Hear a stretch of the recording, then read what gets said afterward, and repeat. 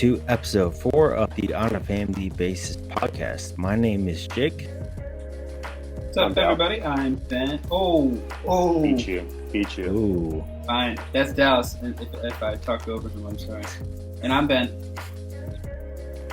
And Dan is on vacation, so again, we'll see how far off the rails this gets. But as we will start off our episodes, what did you guys watch this past week in sports, but also just in general? What you guys watch? Watch the Titans lose. How was that? Being in Nashville, I mean, everybody was pretty excited for the game. It was home too, so that added to it. But then that what was it, like 5 seconds left on the clock, like field goal? Yeah. Loco.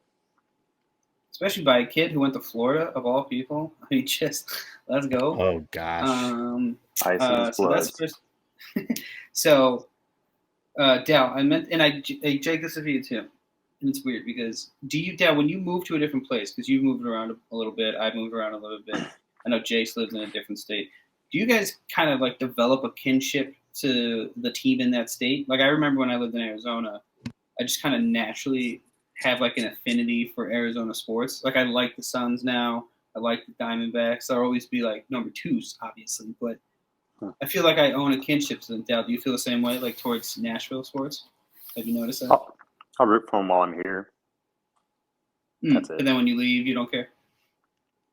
Probably not. No, I mean, it'd be fun. Like, I'll have a soft spot in my heart for like the city and like stuff. And like, I met Kendra here, so I'll always love Nashville for that and be grateful to Nashville. But as for like sports, nah, man, like the Hawks coming to town.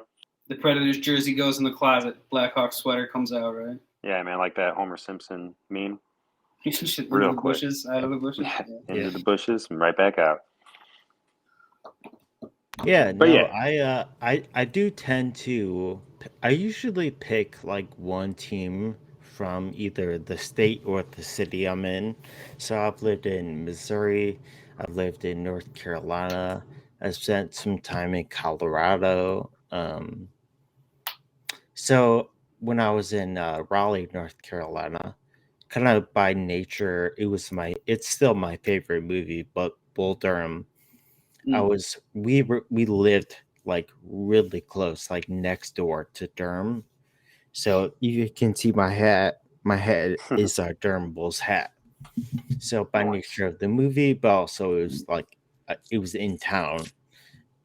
Just by close nature, they became my favorite team. But in Missouri, there was no team that became like a favorite or whatever. Cardinals. Well, besides that, no, you went through that Cardinals phase. You got that Cardinals tramp stamp. No, Tell the people, Jake. Tell the people. There is no way. I mean, so I will openly say this, is that I do not mind the Cardinals. I don't have a rivalry like feeling with the Cardinals. When I was in Columbia, Missouri, so it's like 2 hours away from St. Louis. Cardinals fans are just they were merciless. And yes, at that time at that time the Cubs were not very good. So they were winning World Series and stuff, so they had some bragging rights, but they were just a nonstop. So no, the Cardinals never crossed the radar. All right, that's fair. That's fair. Yeah. So Ben, what'd you watch? Well, I watched the insane playoff games. I texted Dave immediately after the Bills and Chiefs finished, and I was like, that may be the greatest game I've ever seen. Right? That game was insane. And then I thought about it for a second, and I don't know if you guys remember, but in 2006 when the Bears were making the Super Bowl run, we had that Monday night game against the Cardinals. And that's where Denny Green went crazy, and the Bears are who we thought they were. And that game is still my favorite football game I've ever seen. Because Rex Grossman was so terrible, and the offense was so terrible, and the defense and special literally became America's most reliable defense, and they came back and they won that game off Devin Hester and that insane Bears defense that year. So that's always going to be number one. I mean, it would take a lot for that to be surpassed, but that was probably the best quarterbacking I think I've ever seen in my life. Like, that was Madden video game stuff that you were saying between two guys that are as old as my wife, and that's pretty fairly young. So they're like 25, which is crazy to me. So did you watch the other 3 games? Oh, I watched all of them. They were all insane. Anytime you get to watch the Packers lose as a Bears fan, which I know the 3 of us are, great day, right? Yeah. So watching them lose, awesome.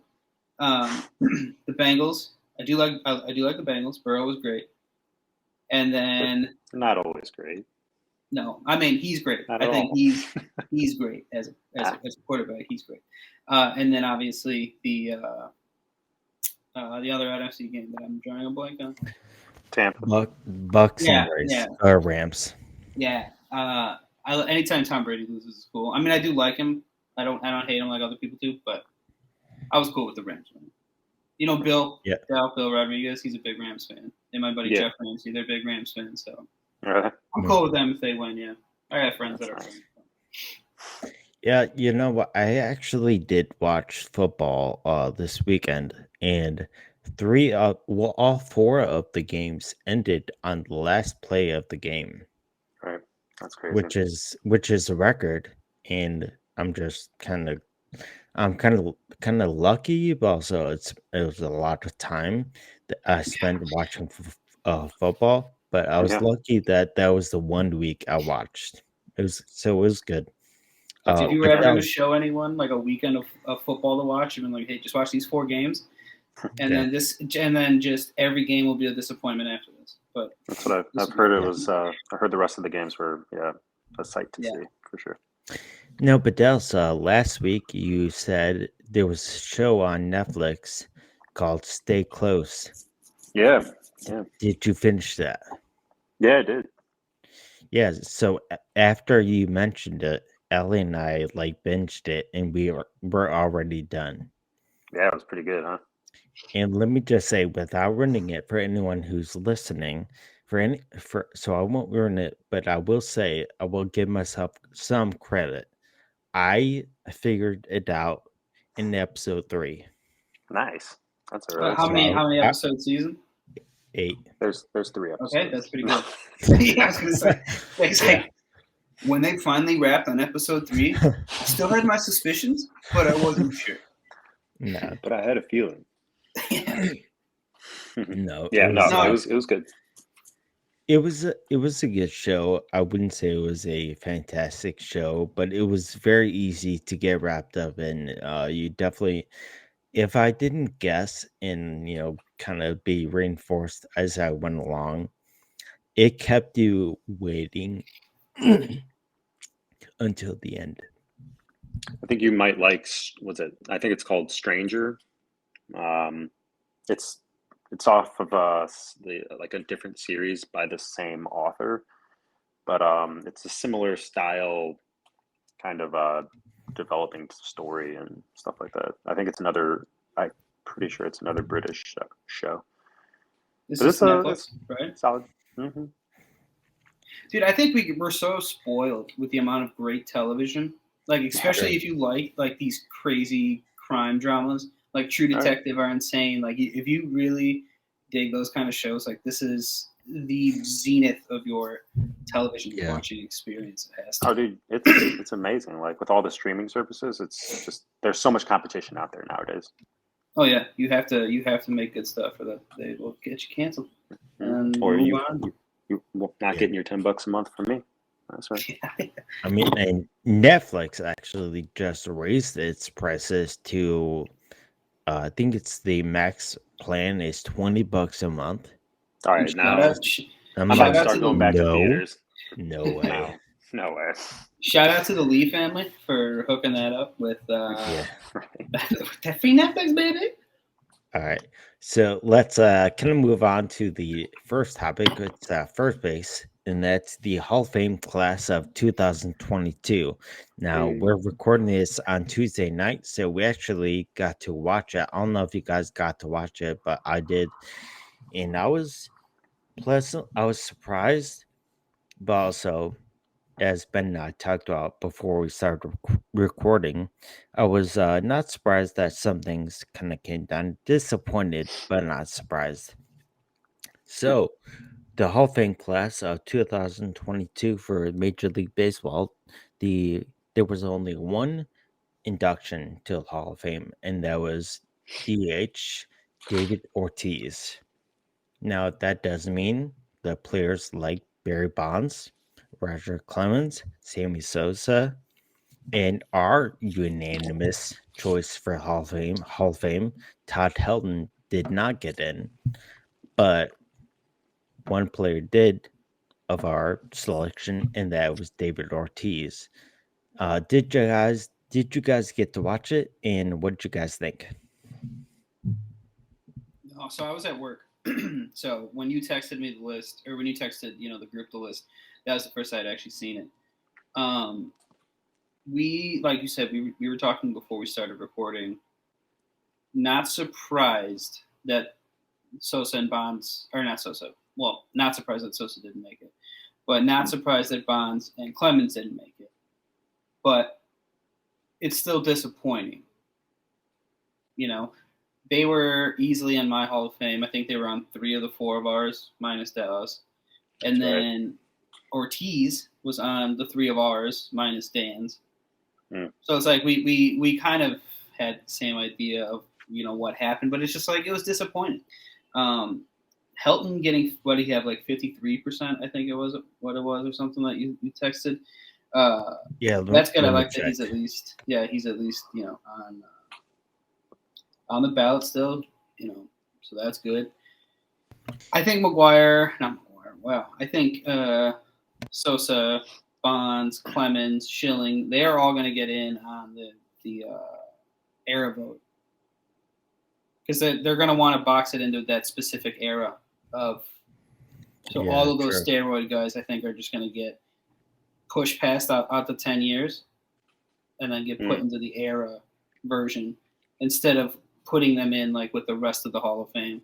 I think it's like a purposeful way of getting them in their own, like, without baseball acknowledging we need a steroid wing to the Hall of Fame. It's like their version of that without it being that.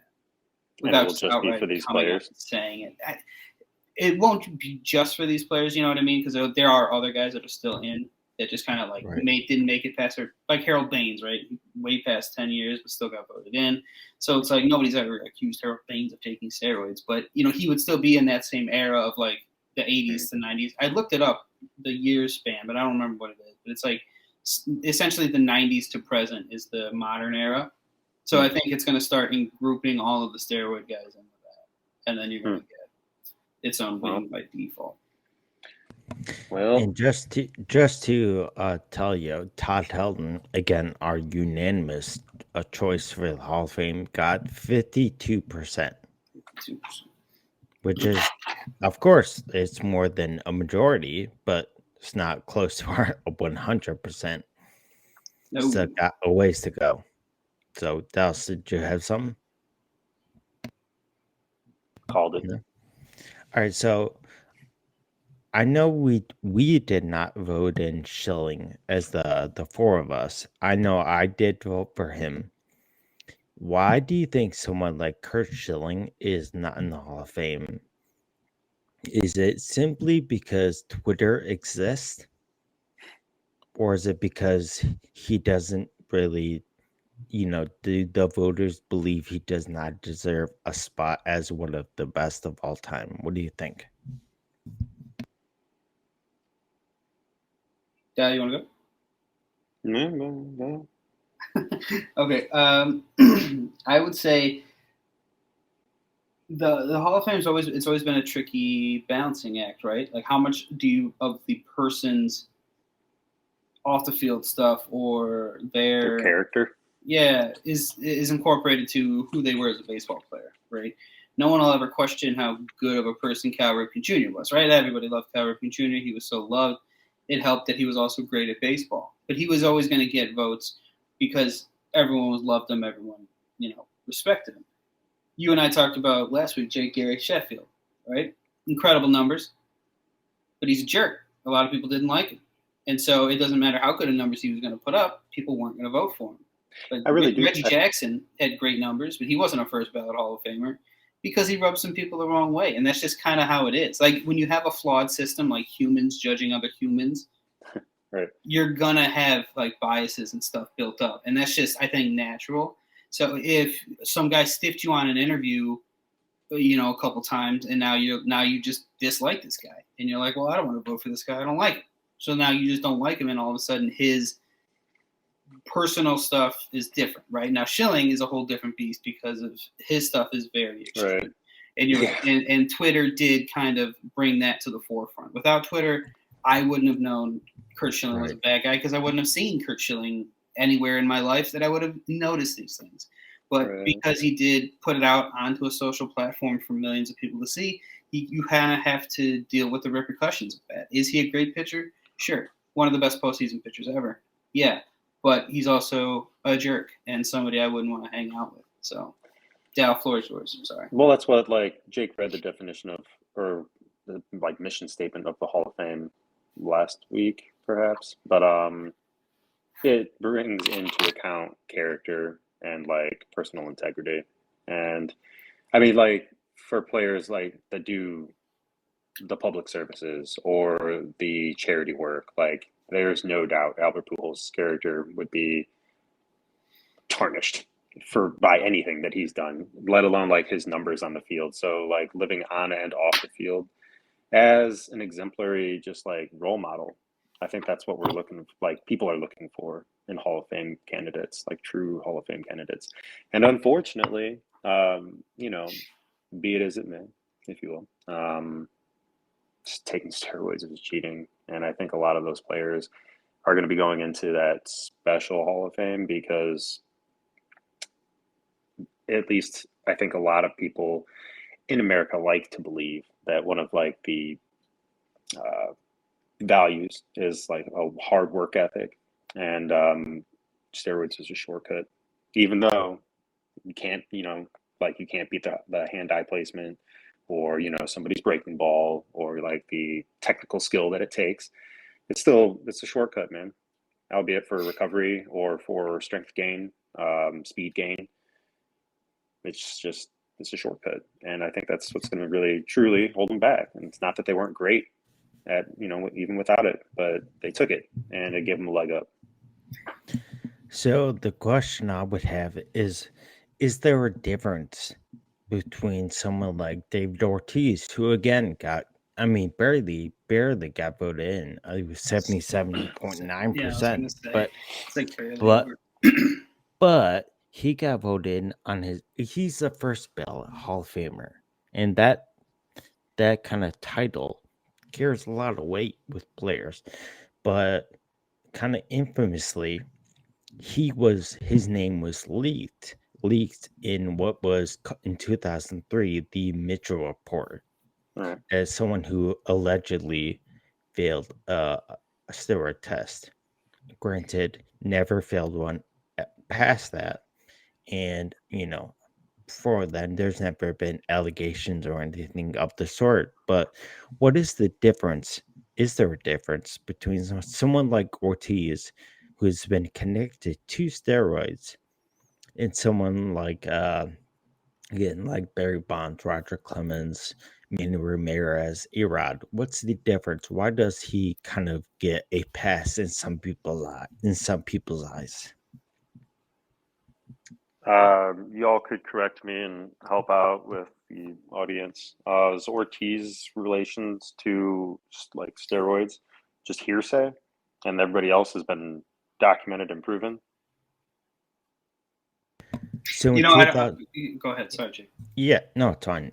In 2003, when the Mitchell report came out, and the Mitchell report, for anyone who doesn't know, the report was a kind of a voluntary survey test that was taken in 2002 to see how bad steroids were throughout the league. And so when the names came out, it was supposed to be an anonymous report showing a percentage of players and all this kind of stuff. Well, it just so happened that names got leaked. One of those names in 2003 was David Ortiz. Now you can there's plenty of stuff to go back and forth, but either way he was connected to steroids. There is suspicion. So that's kind of where the info comes from. There's no other information, but there is that link. I'd have to say then that's what the defining difference would be then. It's just hearsay versus actual like proof, guilt. smoking gun. Yeah, right. So I mean, that sounds like rumors. Like it sounds like you can anonymously say that, yeah, like a teammate did it or somebody else did it, and it's like, okay, well, okay. Yeah, like, sure. I can also say Benny took steroids. It doesn't make it true. So I mean, look at those pythons. Guns. AK-47s. Could just be someone hating on him. Like, okay. So here's my thing, right? We know for a fact that there's already people in the Hall of Fame that have taken steroids, right? So like, you just want to open the floodgates, huh? Do we want to open up those names? So it's in a baseball documentary by Ken Burns. I don't know if you've seen it, but everyone should have it and see it. Why don't you say the names? Go ahead. Sorry, see, my series started listening to me again. I don't know. I didn't even touch it. So, anyway, so what I'm saying, what I said, Ben, is if you're going down this road, why don't you share some names? I'm gonna drop some names. Go out there. That's exactly what I'm gonna do. It. So, in this documentary, you're talking to the guy who first broke the McGuire steroid scandal. He's one of the people being interviewed, and he's saying how he was standing in the Oakland dugout, right? And you have McGuire and you have Canseco. They're both doing their stuff, and then another player who's in the Hall of Fame comes walking over and he's drinking a protein drink. The guy goes, "What's in that?" And he goes, "We call it a Canseco milkshake," right? So clearly, there's steroids in this milkshake. This is what they're doing. This is their thing. You think so? Okay. And that player is Ricky Henderson. So Ricky Henderson, who's clearly in the Hall of Fame, who was on those A's teams in the early 90s. You don't think it was just a protein shake that they called? I don't, Dallas. A Canseco shake? Like, no, what? It's very clearly steroids. Who knows? How do you know? You can't. It's in. They talked about this. You can't just assume that that's. I'm not assuming anything. I'm talking about this guy who made a report about the A's in the early 1990s, 30 years ago. If you're going to take steroids, the most effective way to do it, everyone knows, is through a shot. So why the heck are these? They were doing that too, brother. So they're just taking them at all. They probably took suppositories too. Then, dude, they were give steroids everywhere. In my butt, down my mouth. So all I'm saying is that there are plenty. Siri just goes, "Have you seen him in my butt?" She did it again. She's listening. All right, so we're gonna cut that whole thing. Classic series. So again, let's not do that again because I don't want to edit. So, but going back to what Ben was saying, I just want to say there are plenty of different ways that you can take steroids. So, Ben, I don't know if you want to keep going down that road, but we know people in the Hall of Fame, or we assume there are allegations that people have taken steroids in their career. The question I would have is this: when it comes to character, that rule for eligibility to vote for them was only introduced, I think it was 2014. The issue I have with it is that seems very directly linked to a certain kind of player. And at a certain time, yeah. Right. So I said this to my wife earlier today. There are three major arguments I would have against the character in the usual Bonds, Clemens, and everyone else. Is that one, past players. Character, are you kidding me? There are past players who would fail that character test. So past Ty players. Cobb says hello. Right.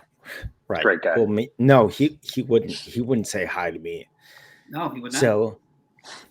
So past players, but then also the managers and even the commissioner during that steroid era are in the Hall of Fame So people who benefited off Barry Bonds or someone like Mark McGuire taking steroids are in the Hall of Fame.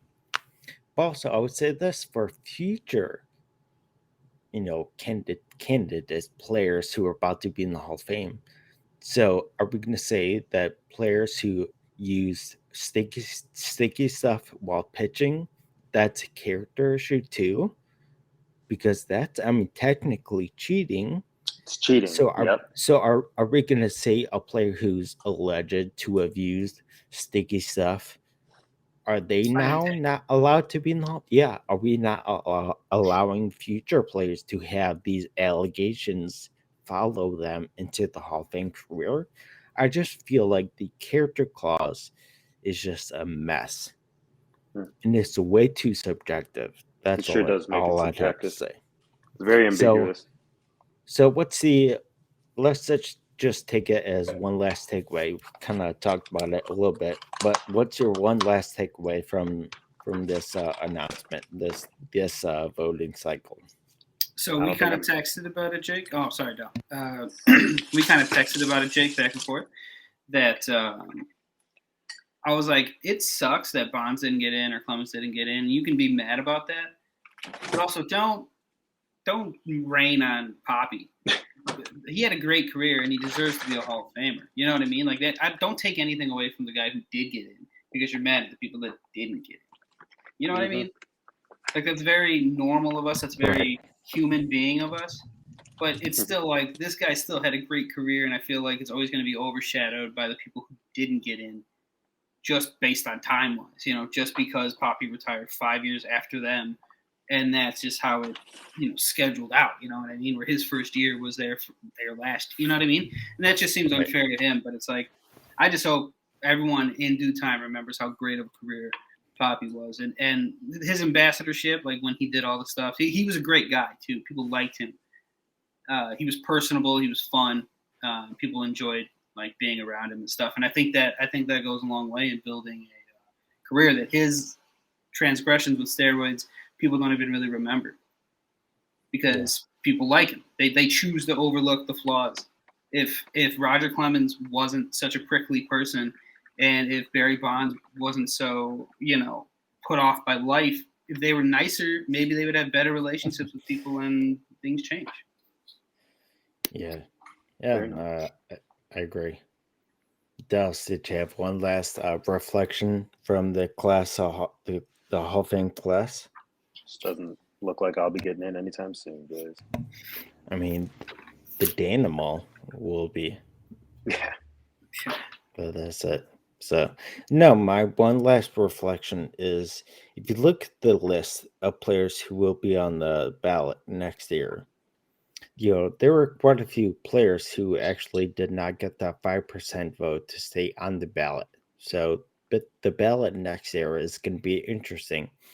So, the next player who was going to be on the ballot and who received the most votes still is Scott Rowland. And I believe the next one after that, is Todd Helton. Then you have Billy Wagner. Yeah. So you have Scott Rowland, Todd Helton, Billy Wagner, and then Andrew Jones. So I'm very interested to see what kind of happens with them. Do voters kind of take into account other players? Do they give them more of a shot? So I'm interested, and I believe the Hall of Fame, we're not done talking about steroids and getting into Hall of Fame. That's for sure. But I do. Let me ask you this. Let me just ask a real quick question. Do we know who any first ballots are next year? Anybody notable? I have not heard. Okay. Anything. I didn't know I didn't know like how quickly after this class did they release like who's coming next year or whatever. I mean, I wouldn't put it past them. I'm sure there's something already, because that's kind of how we work, is we just move on immediately. But I've not seen anything, so we'll see. But no, I mean, someone like Scott Rowland, Todd Helton, I'm very excited to see if they get a major jump in votes. Hopefully, I voted for both of them. I believe they're both Hall of Famers, so I'm kind of invested in that. So let's kind of move on from the Hall of Fame class of 2022 to move on to the latest in the saga of the CBA negotiations.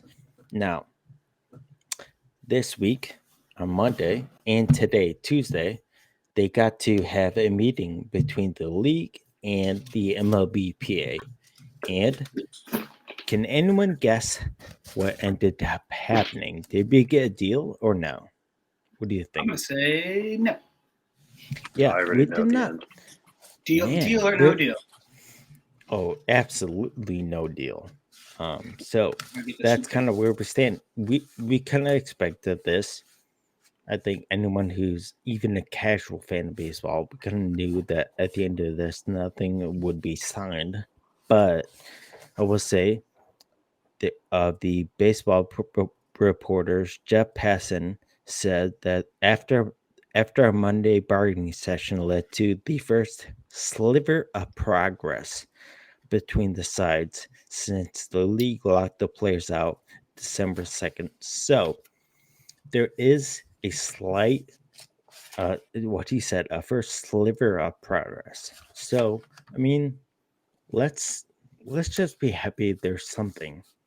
You know, I'm surprised there's a sliver. I thought there'd be nothing. Now, if you guys even looked further into it, there are three major things that the MLB, the league, and the MLBPA are kind of going over and trying to evaluate what they are going to look like moving forward. And this kind of get in the weeds, but I do want to share something. So, as I was researching this, I came across two different articles from two different sites, one of them from the league and one of them from Bleacher Report. Now, from the league, I read an article that was very, very heavily leant towards the owners, in favor of the owners. And these phrases like, the players want to radically alter the system. They want massive changes. The league offered significant increases in pay.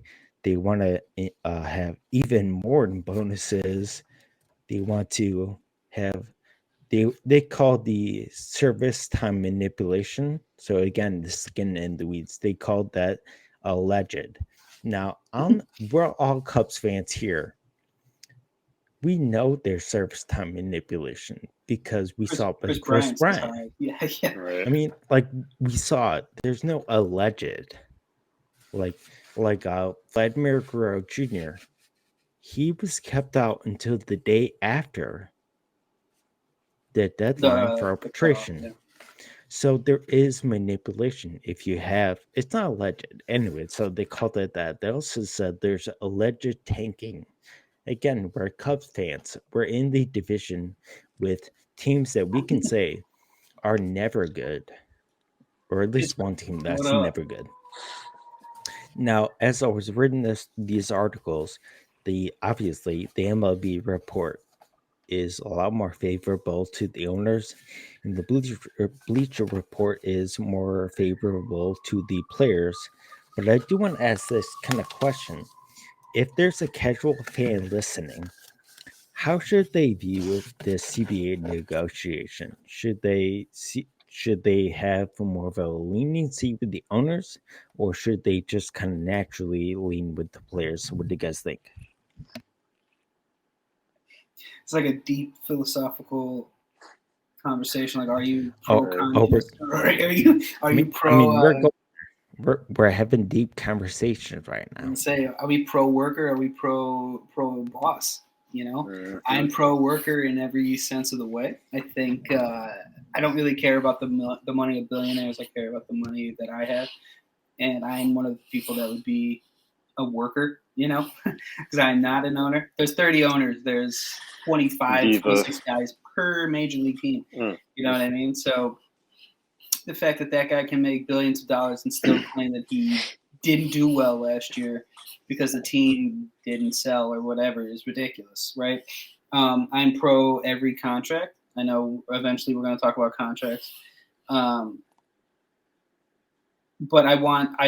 I want every player to make every dollar they possibly can, because you have to live the rest of your life. You know what I mean? Like, you, at the end of the day, the team, unless you're special, unless you're magical, one player that gets your number retired or whatever, you come through and then you're done. And then at the end of the day, nobody really cares, except if you're like us and we talk about weird, obscure baseball players.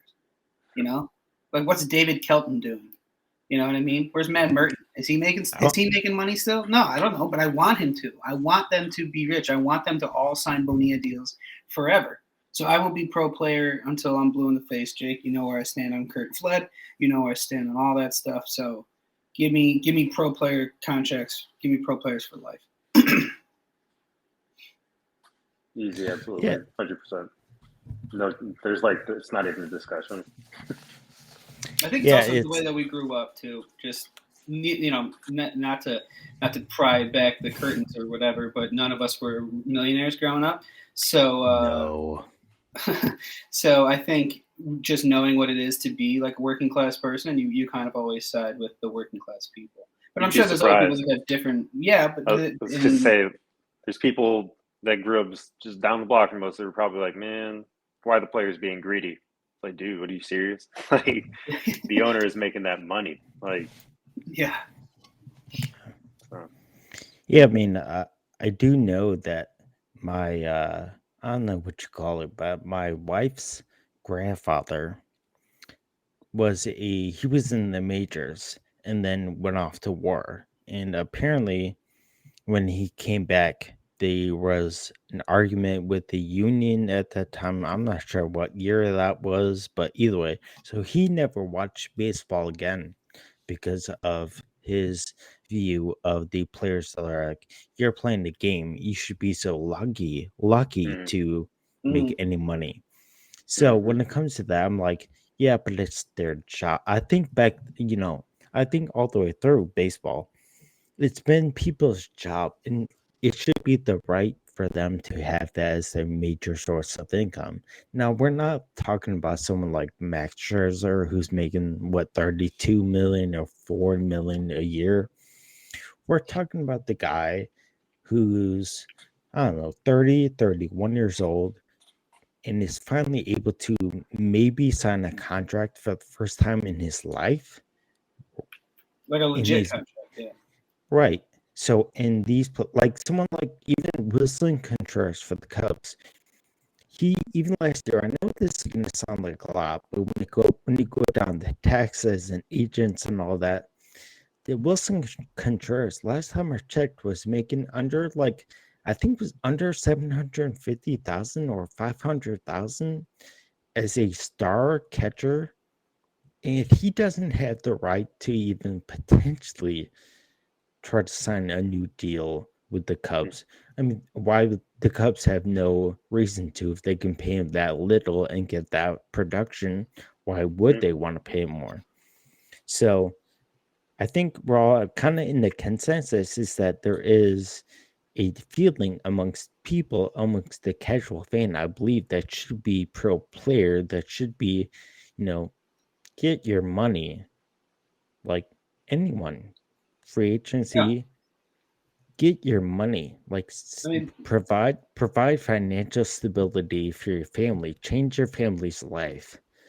These billionaires are not going to be too bogged down with, you making an extra like $10 million.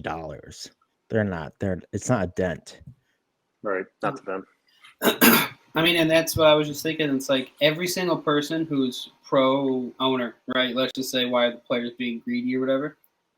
Every single one of them who has a job would take more money if offered by a different, like maybe 10% of people would be like, you know what, I am so loyal to X, Y, and Z company that I am willing to not make any more money, stay here until I retire and then die. And then they'll give me a gold pocket watch, kick me in the butt and leave, right? Or I could just take my money that I'm going to make and go work for ABC company and make sure my family's set. Like, that's crazy. That's crazy. Like, that logic, and it just doesn't click with me. So there are three major things that players and the Players Association are fighting for, and this, honestly, I don't understand this fully. Some of this stuff I'm still learning about because, to be honest, it didn't really affect my life, until recently, and whatever. Anyway, so there are three main pillars that they're kind of fighting for, and they want to see change in. They want to see a change in free agency where if someone is 30 years old in 6 months after that season that is completed, the players wanted for them to automatically enter free agency. Now that's not a rule. There is no age-based free agency.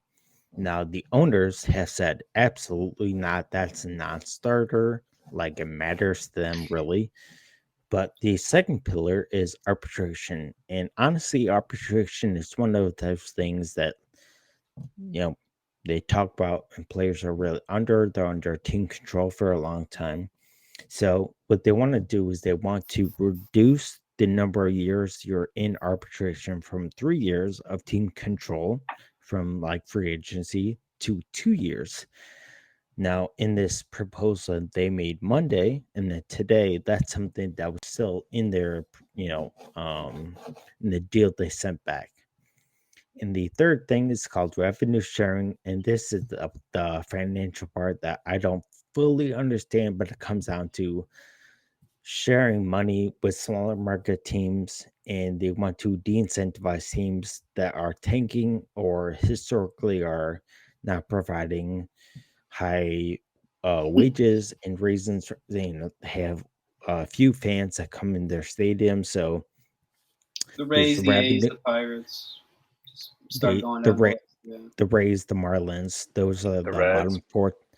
Yeah, I mean those are the bottom like five teams. So yeah, so there's something about revenue sharing that again I don't fully understand, but they want to change it so that smaller market teams who are not producing and not providing financial incentive to players, they're not those owners and those teams aren't just being given tons of money just for existing. So they want to change that, but of course the owners are opposed to that. So they're really kind of in a stalemate. But I do think, as they said, as Jeff Passan pointed out, there's a sliver of progress. There's something that they're changing. So, I mean, that's Progress, good. progress, right? Yeah, I mean, I again the articles I read and everything I know, the regular season starts March 31st. Now, they said if a collective bargaining agreement is agreed on, it would have to be by the beginning of March so they can prepare. I and that's like even taking away some spring training. Mm-hmm. What do you guys think? Do you guys think we'll lose games, or do you guys think this will get figured out? I think it'll get figured out. The owners are interested in making money. If they don't start the season, they're going to lose a lot more. Yeah, I mean, realistically, I mean, progress, like we said, progress is progress. So the fact that they're even talking and making moves, I mean, I think it's sooner than Jake. I think you and I thought, right? Like I didn't think they'd be talking until middle of February, like after pitchers and catchers would have reported and people are, getting ready to start the season and stuff. But the fact that they're having these conversations at the end of January, I mean, that's good. That's a good sign. That means that we're moving in the right direction, hopefully. But time will tell. I mean, everybody knows how finicky the owners and the players association can be. I mean, these guys have. I mean, a majority of the players, like the league minimum is what, a couple 100,000, right?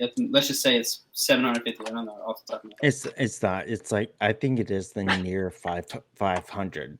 All right, let's call it 500,000. That's still pretty sick. So, like, as long as you weren't an absolute buffoon and spent all of your money and you're like now homeless, you're gonna be okay if you miss a couple months of the season. But right. the reputation and the damage that it would do to baseball, to the sport, which already is struggling to keep up with basketball's expansion and football's expansion. Like baseball's, it's stumbling. It's trying its best to keep up, and it's like if you cancel this season or if you start missing significant chunks of the year, you're going to do irreparable harm. Yeah, you're going to do harm that's you might not be able to get the fans back. So hopefully they figure it out. So in the reports that came out from that first meeting, and this is the Monday meeting, it says the Major League Baseball deputy commissioner actually said verbally to the players in this meeting that the league is willing to lose regular season games. Now, the players took that as a threat. Of course, the league says it's not a threat. It's just a statement of the obvious. But a verbal kind of a verbal acknowledgement that they're willing to lose games to me says if you're gonna say that means you mean that. So to me I understand they want to make money. They're in this business to make money, but again, let's remind everyone, let's remind ourselves that in 94, when they did have this lockout and they did miss games, the actual issue, the issue was that the owner of the White Sox, Jerry Reinsdorf, did say the major issue they had was that they were not willing to sit out the season, if not two. That kind of mindset amongst owners, to me, and them acknowledging they're willing to miss games, to me just shows such short-sightedness that it's, to me, again, I think it's just more evidence to be on the player side. Yeah, I mean, I think we're at a different point where owners aren't maybe necessarily baseball fans even really anymore, right? We grew up, and when I say we grew up, I act like we're 80 years old. But like, think about it. Those old school owners were guys that were there when baseball was founded. Like they were hanging out with dudes in the Civil War, and then the baseball was created, and they started owning teams like that. You know what I mean? Like it was a passion, it was a life source, it was a love. Where now it's a business, right? These guys are making a ton of money, and it's like, do they really care about the sport, or how much of them care about the sport? So it's interesting.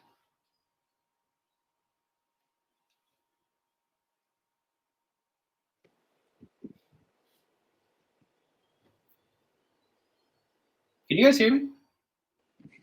I can hear you. I can't hear Jake though. Okay. I see his lips moving. Yeah. So I was like, Jake, we can't hear you. Oh wait. All right, there we go. There we go. So, okay. I was like, wait, what? So as I was saying to no one, so there is a sliver of progress, but I still have the opinion that we'll miss spring training games. I think the season would be pushed back. If not, games will be eliminated from the season. So I think this year is going to be messed up. I'm just not sure how. I'm not very optimistic that they're like secretly talking. I think this is going to be how it is. So I would think we'll kind of be sitting here until maybe the beginning of March, if not middle, with this kind of news. So before we get really depressed that baseball's not coming back anytime soon, let's move on to third base. Now, third base is actually kind of what we do at the beginning of the show, where we talk about some major news around baseball. Now, the first bit of news comes from robot umpires. Mm-hmm. Did you guys see this? That they're going to have robot umpires calling balls and strikes in AAA this year. Yeah. Now, what they're saying is that they posted a job opening for operators, which is never a good sign that you're posting employees, like seasonal employees, to operate your automated ball and strike. Like you did at Isaac Walton. Yeah, give you a hot dog and an airhead. You'd get a hot dog and an airhead for running the scoreboard. That's basically what you're doing. Let's just post this on Indeed or something and find a qualified candidate. Like, come on. Like, anyway, what happens if they have IT problems? there's some tech guy that has to walk down to the home plate and he's like plugging stuff in, sitting there like, I don't know. I mean, server's down. I mean, probably that would probably happen. I'm sure it'll be like the first time it happens, it'll get a lot of like jokes and stuff. So anyway, they're gonna have robot umpires in AAA this year. Now, I don't think I even need to examine that story pretty much. What do you guys think of robot umpires calling balls and strikes? Pro or pro? Are you pro? Talking to Kendra about this earlier. Wow, I think that was a pause. I think there's a well. I see the benefit. Not even a benefit. I understand why people would be against it, but then I also see why people would want to be for it. Like, you like the nostalgia, you like how, you know, the games were called when you were coming up, and you think human error is part of the game, and that's what helps make it so fun and controversial and great. And then there's the other hand where it's like, yeah, but we actually want to play by how it's supposed to be played. And like, we want to we want real balls and strikes. We don't want some umpire who's like, I sneezed. Like, I don't know what happened. So it's like, let's just go strike. So it's like, you know, there have been really bad blown calls, and why not have a little bit more automaticity to it? I don't know if that's a word, but I'll say nice. No, that's a word, and that's the word of the week. Automatism. What did you even say? I'm gonna need you to ask Siri what it means. Hey, don't say it too loud, man. They're listening. No, I get that, right? The robot umps are listening to. I want the game to be great, right? And I'm just such a fan of the human element, to your point of like. Mm-hmm. I like that an ump will miss a pitch. You know, I'm playing the show right now, right? Like, I have it on in the background, and I have it so that the umpire, if it's a ball off the strike, if the strike off the plate, he'll call it a strike. He'll make mistakes because it seems more real. I don't want to take that away from that, because then eventually it's just going to become more and more robotic, and then they're going to make more and more changes. I like that baseball's kind of rustic and you know, it's still pastoral, like you're playing in a big open field and it's just green and it's beautiful and you're doing all this stuff outside. The more you bring it in like a dome or an umpire that's made out of metal and stuff, it's just, I don't know. It takes away some. Next time you want to come visit me, jump on a horse. All right, you don't get to drive a car. All right. Yeah. Sorry. No. You know what? And I hope you're not even allowed. You can't use cruise control. Next time. You know how on the cow or on the horse. Can't use Google Maps. Cow. Yeah. So on the cow. Take me a little long. Yeah. I wonder how long it would take on a horseback from where I am to where you are. From Springfield, Illinois to Nashville on horseback. Yeah. Driving's about 5.5 hours. Google Maps it. Come on. One horsepower. What's one horsepower compared to 250 horsepower? Yeah, so anyway, I understand both sides of it. I'm not in favor of it, and this is why. I do believe that baseball, I think that a video game like the show should be a video game. There should be robotic umpires calling balls and strikes. I don't believe that it should be it's a video game. But when we start bringing video game like balls and strikes or calling, it's that next step to calling, say, like, there's gonna be no umpires. Now it's how old, or I'm like, oh, the machines are taking over. But first it was my checkout line, now it's my umpire. Well, right, but we do use like instant replay, right? To your point. But there is a human deciding if they're out or safe or whatever, home run or not. All right, but calls have been overturned because of it. True, but so they can utilize balls and strike like a zone to say, "Oh no, this is a strike." But I would still want a human umpire to do it. Right. So would you guys? The human. Sorry, Del. Go ahead. What about a strike zone, or what about just challenging strike zones. I feel like that would be the next step, and then that just seems silly. Like when you could just have a completely automated strike zone. It seems super ticky-tack, and it would take 12 years. Well, if you're gonna have something like that, because it can become like every pitch you challenge, I think you should get like throw the red flag. Red flag every single pitch. No, what I'm saying is, if they go down that road, and I think that's a middle ground where they can challenge a strike or a ball or a swing or something like that, I believe there should be a very limited number, like 2 or 3 a game, and it can get quickly solved, and that's it. Like less than 30 seconds. And if you want to go down the robot umpire thing after that, then sure, but I don't feel like you just make the jump. I just think it's too fast. But let's it's aggressive too. They just jump straight from like low ball or whatever it was, like low A ball, to like, oh bam, right before the majors.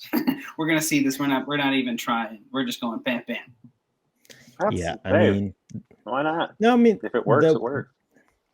Yeah, I mean, the one thing is they didn't even do it in AA, and I feel like if you want to, anyway, so we can go down the road and argue about that for a little bit. But the Tampa Bay Rays actually got their split season plan to have half their season, or technically more than half their season, in Montreal. That plan got rejected this past week. Now, for anyone who doesn't know, the Tampa Bay Rays wanted to have the first 2 months of the season in Tampa. Technically, it's St. Petersburg. It's not in Tampa. St. Petersburg, they want to, right? So they want to have. They wanted to have the first 2 months in Tampa, and they wanted to have the rest in Montreal, and then postseason would be split up. But that plan got rejected this past week.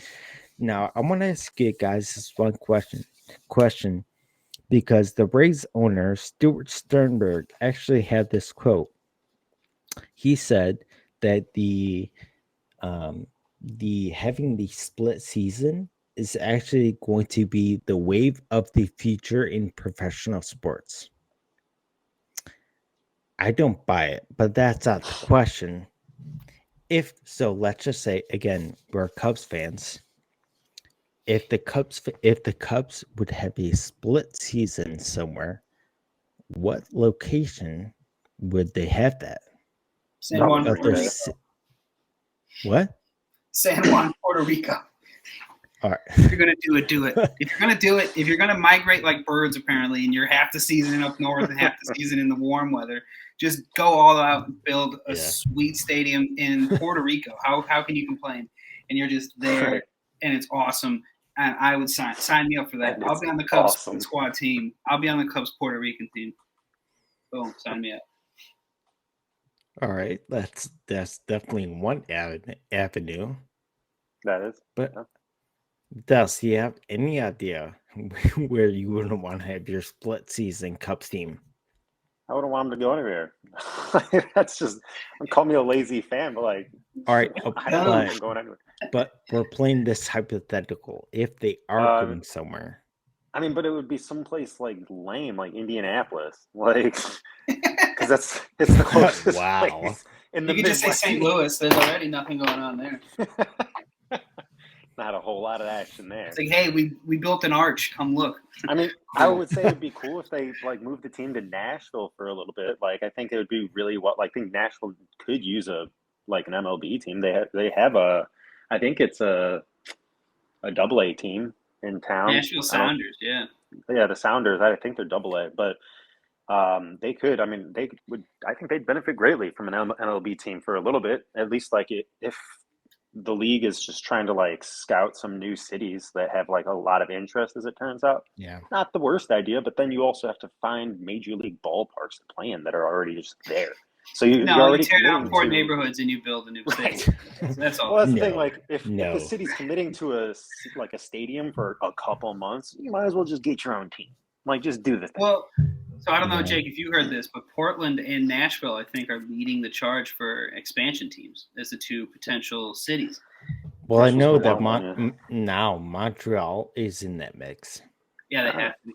Dude, I thought it was going to be so cool. I was so pumped. I was like, man, the Expos jerseys are dope. I love the Expos hat. I want an Expos hat real bad. But I was like, man, I was so pumped to see it. Like, maybe they're going to play in old Olympic Stadium, you know? A terrible AstroTurf, like from All-Star Baseball. Nobody wanted to play in those stadiums. Trash. But no. Yeah, it was like even in video games, cloudy indoors. It was cloudy indoors, and had no reason. I was like, what's happening? But I don't know if we talked about this as like a potential when we did like those combination episodes, Jake. But if we did like the funnest minor league teams, did we do that? Like funniest names, minor league team names? I don't think we've planned on it, but we definitely can. Because there's some wild ones. Like I was just thinking the Sounders. Like that's such a like I get it. It's like music Nashville, but that's lame. Right. What is a Sounder? Yeah, I don't want anything else. Yeah. Well, there was a minor league team that just got a rebrand or a rename. They got named the Space Cowboys. Excellent. Love excellent. Why? I don't know. There's a team called the Trash Pandas, and they're just a raccoon. Like that's just so great. That's so great. Yeah, that is great. Yeah, I mean, if we're playing this hypothetical, I do think possibly having the Cubs be split. I know it's not, again, a huge market, but Cubs fans are again, we know they're everywhere. And Dallas, you joked about it, but somewhere like Indianapolis, Indiana, I know a bunch of people from Indiana, and they're all Cubs fans. So why not have half the year where somewhere where they can actually go to, and they're not for some reason afraid of coming to Illinois? I think it could be a really good option, but of course, split season is not going to be the wave of the future.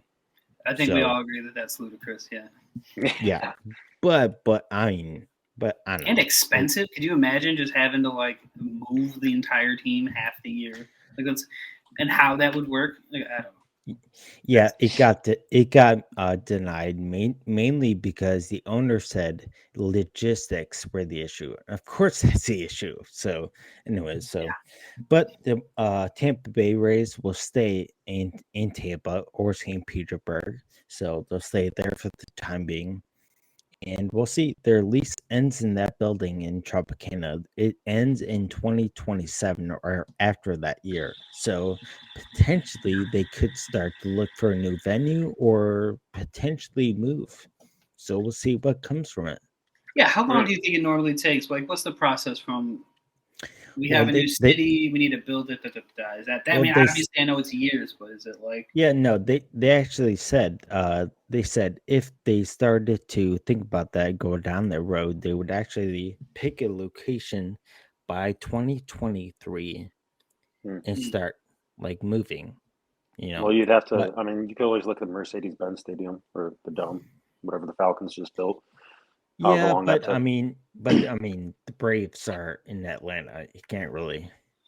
Oh, I'm just saying, like how long it took like folks to build the stadium. Oh, I guess in Atlanta, the Braves built. Well, I just meant like because you're also having to move a whole team. It's a little bit different than just building a new stadium in the same city, as opposed to like we said, knocking down abandoned buildings, finding the right neighborhood, building the stadium, doing all the marketing, doing everything that comes with it. Like that has to be a 5-6 year project. You know what I mean? That sounds like trash. Yeah. And I mean, I think roller coaster tycoons on Major League Stadium. Yeah, a little bit. I mean, it feels like a video game, so either way.